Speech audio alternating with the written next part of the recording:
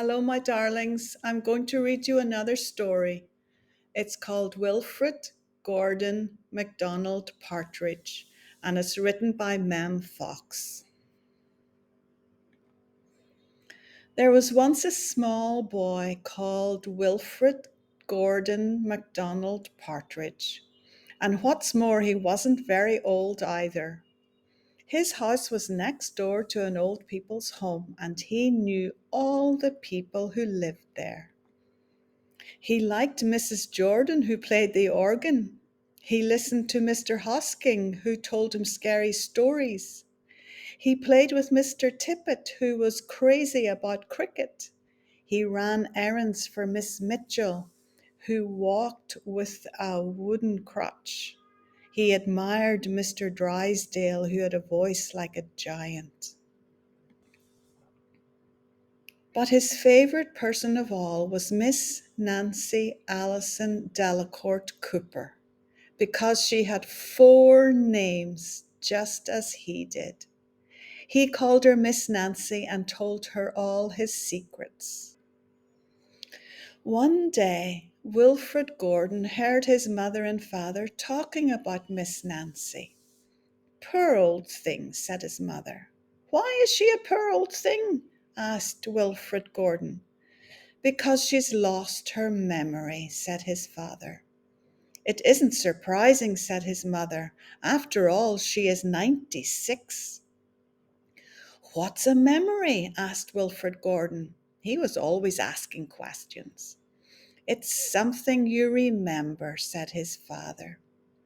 But Wilfrid Gordon wanted to know more, so he called on Mrs. Jordan, who played the organ. "What's a memory?" he asked. "Something warm, my child, something warm." He called on Mr. Hosking, who told him scary stories. "What's a memory?" he asked. "Something from long ago, me lad, something from long ago." He called on Mr. Tippet, who was crazy about cricket. "What's a memory?" he asked. "Something that makes you cry, my boy, something that makes you cry." He called on Miss Mitchell, who walked with a wooden stick. "What's a memory?" he asked. "Something that makes you laugh, my darling, something that makes you laugh." He called on Mr. Drysdale, who had a voice like a giant. "What's a memory?" he asked. "Something as precious as gold, young man, something as precious as gold." So Wilfrid Gordon went home again to look for memories for Miss Nancy, because she had lost her own.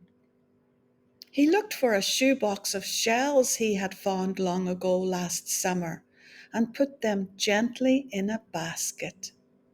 He found the puppet on strings, which always made everyone laugh, and he put that in the basket too. He remembered with sadness the medal which his grandfather had given him, and he placed it gently next to the shells. Next he found his football, which was as precious as gold.